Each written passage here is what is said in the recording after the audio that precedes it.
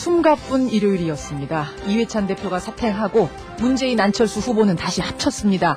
숨가빴던 상황을 복귀해보죠. 김현 대변인 먼저 만나겠습니다.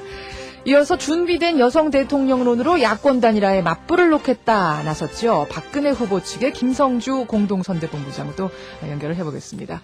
50원의 단문 100원의 장문 유료 문자 샵 1212 열어놓죠. 어제 하루 야권은 참 급박하게 돌아갔습니다. 중단됐던 단일화 논의 닷새 만인 어젯밤에 재가동이 결정됐죠. 안철수 후보 측이 요구하던 당 쇄신에 대해서 민주당의 이해찬 대표를 비롯한 최고위원 전원이 사퇴하면서 이 상황이 급물살을 탄 겁니다. 자, 민주통합당 김현 대변인을 연결할 텐데요. 두 가지가 궁금합니다. 지도부 사퇴를 결정하기까지의 배경, 심경, 그리고 이제 딱 일주일 남은 기간 동안 단일화 논의는 어떻게 진행이 될지 들어보죠.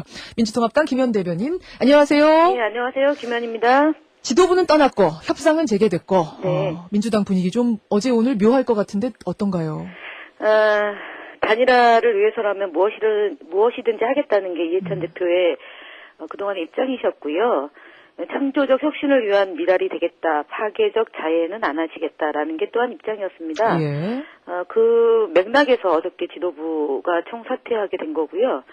그리고 바로 협상이 재개돼서 되게 의미 있는 사태라고 진단해 봅니다. 말하자면 총사퇴가 아니면 단일화도 정권 교체도 힘들 거다 이런 판단까지 하신 건가요? 예, 그랬습니다. 네. 하지만 지금 인적쇄신 요구가 나온 지가 이미 보름 지났고 그 사이에는 좀 잠잠하고 뭐 그것은 별로 대안이 되지 않을 거다라는 분위기가 만들어지고 있었던 거 아닌가요? 예, 그렇죠. 근데 이제 갑자기 어쨌든 안철수 후보 측이 단일화 협상을 중단했고 당의 쇄신을 요청했고 그래서 저희가 심사숙고 끝에 물론 안철수 후보가 직접 인적 쇄신을 요구한 건 아니지만 어쨌든 그런 분위기나 흐름이 감지됐기 때문에 다시 저희가 도리 없이 사퇴 부분에 대해서 검토를 한 겁니다. 그럼 이번 지도부 사퇴도 그렇고 말하자면 친노에 대한 쇄신 요구가 직접적이진 않아도 느낌상으로는 받으셨다는 이야기인가요? 그렇죠. 안철수 후보가 직접 언급하지는 않았지만 안철수 캠프 측에서 다양한 경로를 통해서 이해찬 대표와 박지원 원내대표 그다음에 지도부 사퇴에 대한 것을 꾸준히 제기를 해왔던 거고요. 예. 그 부분에 대해서 저희가 본질적인 문제는 아니고 그리고 협상의 그 전제 조건이 될 수 없다라는 입장에서는 변함이 없는데 다만 중단된 것을 물꼬를 트기 위해서 저희가 그 입장을 밝힐 수밖에 없었던 거죠.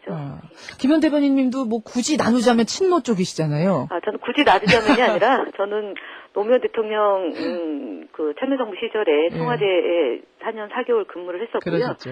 대통령 당선되는데 전 누구보다 낯장 섰던 사람이고요. 노무현 대통령의 정치 철학과 노선과 가치를 존중하는 사람이기 때문에 저는 친노입니다. 확실한 친노입니다. 네. 근데 이 친노가 인적쇄신 얘기 나올 때마다 이렇게 대상으로 지목되고 총선 책임론 얘기 나와도 친노 이런 데 대해서 서운한 마음도 좀 있으신가요? 어떠세요? 정당하지 않은 지적이라고 저는 생각하고요. 4.11 총선 패배에 대한 책임은 한명숙 대표가 지시고 이제 물러난 상황이었고요. 그래서 당의 지도부를 선출하는 유고 전당대회가 있었고 저희 당원과 그다음에 참여했던 국민들이 뜻을 모아서 이해찬 대표를 다시 대표로 인정을 했기 때문에 그런 민주주의 정당한 절차를 밟고 이해찬 총리가 당의 대표가 됐는데 그 부분에 대해서 끊임없이 제기한 것은 정당 정치의 질서나 민주주의 절차를 좀 무시하는 언동이고요. 사실은 당내 권력 투쟁의 한 일환이라고 봅니다. 근데 친노들이 너무 기득권을 쥐고 있다. 그래서 당이 화합이 안 되고 총선에도 그래서 실패한 거다라는 이런 분석들이 계속 나옵니다. 부당한 지적이죠. 왜냐하면은 저희가 무슨 단일 지도 체제라면은 그런 지적을 한편으로 받아들일 수 있지만 저희가 집단 지도 체제 아닙니까? 그래서 최고위원들이 합의하에 진행을 한 거고요. 적어도 이제 물론 이제 총선에 대한 패배에 대한 책임을 당 대표가 져야 된다라는 국민들의 요청에 대해서는 저희가 수긍을 하지만 그것이 마치 친노가 책임을 져야 된다라는 그런 부당한 지적에 대해서는 사실은 지금 이제 대선이라는 중요한 시기이고 당내 갈등이나 분열을 국민들한테 보여드리는 것이 죄송한 마음 때문에 저희가 이제 지적을 안 하고 그냥 넘어온 거지 그 지적 자체가 옳다라고 생각하지는 않습니다. 그리고 특히 총선이란 것은 한 사람이 치르는 게 아니라요. 당시의 사무총장 또 있었고 총선 기획단이라는 기구를 만들어서 예. 있었던 거고 그다음에 공천심사위원회 비례대표 심사위원회를 구성해서 정당한 방식과 그다음 심사 과정을 통해서 진행된 거기 때문에 예, 그 부분에 예. 대해서는 뭐 이후에 훗날 얘기할 기회가 있겠죠. 그럼 지금도 사실은 이해찬 대표가 굳이 물러날 이유는 없었다라고 생각을 하시는 건데 그렇죠, 네. 대선 위에서 양보하는 의미로. 예, 단일화의 그 중단된 사태를 보고 물꼬를 트기 위해서 총사퇴를 한 거지 개인적으로 책임질 일이 있어서 사퇴한 것은 아닙니다. 알겠습니다. 그 입장 민주통합당 김현 대변인 만나고 있습니다. 여하튼 어젯밤에 두 후보는 만났고요. 새정치 공동선언 발표했고요. 네. 단일화 논의도 다시 시작한다고 했습니다. 네. 먼저 이 새정치 공동선언. 이 내용을 보니까 눈에 띄는 부분이 집권 후에도 연대를 계속해 나간다. 네네. 이렇게 나왔는데 이거는 무슨 의미인가요? 그는 어쨌든 저희 민주당을 지지하는 세력과 그다음에 안철수 후보를 지지하는 세력이 잘 그 연대를 해서 정권 교체를 이루고 나서도 예.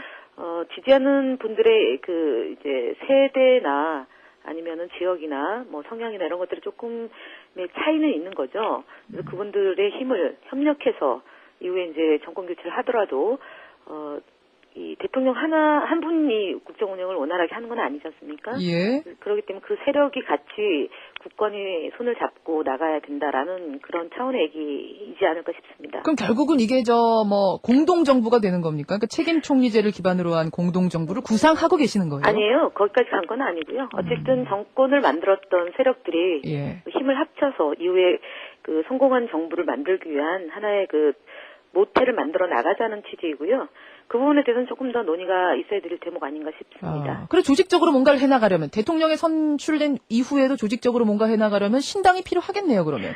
그거는요. 조금 더 이후에 대선 이후에 예. 검토될 사항이라고 보고요. 지금 그 논의를 하면 아무래도 이 대선에서 이기는 것이 중요한 거죠. 지금 그런 뭐 당을 만드느냐 안 만드느냐의 논쟁에 휩쓸리게 되면 또 복잡한 상황이 만들어지기 때문에 개인적으로는 어떻게 생각하세요?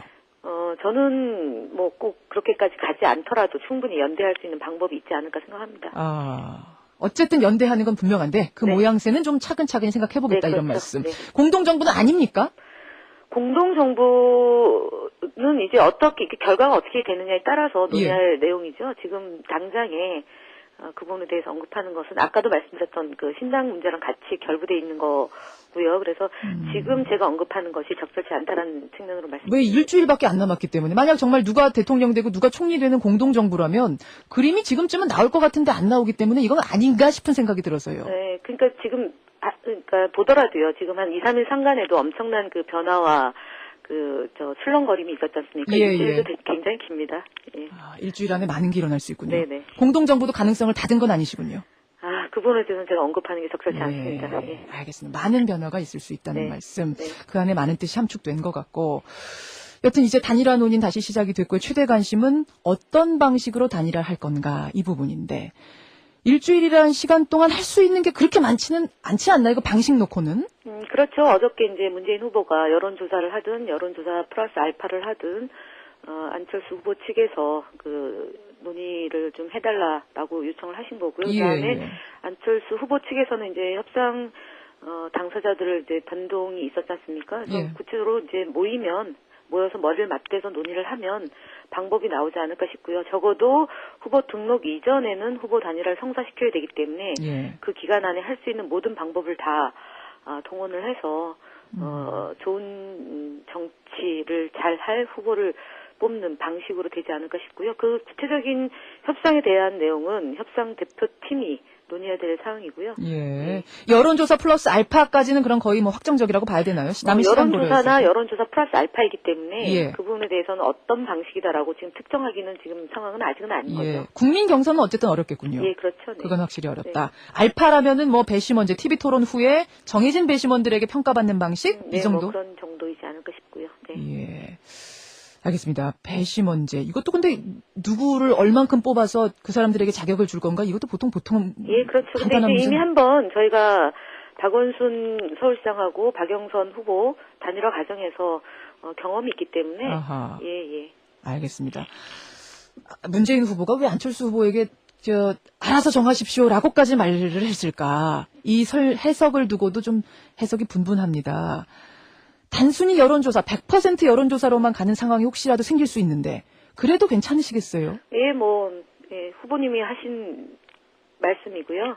어떤 그 방식이든 간에 저희가 이길 수 있게 최선의 노력을 다 기울이겠다는 게 민주당의 입장이기 때문에, 네. 자신이 있으십니까, 그 정도로?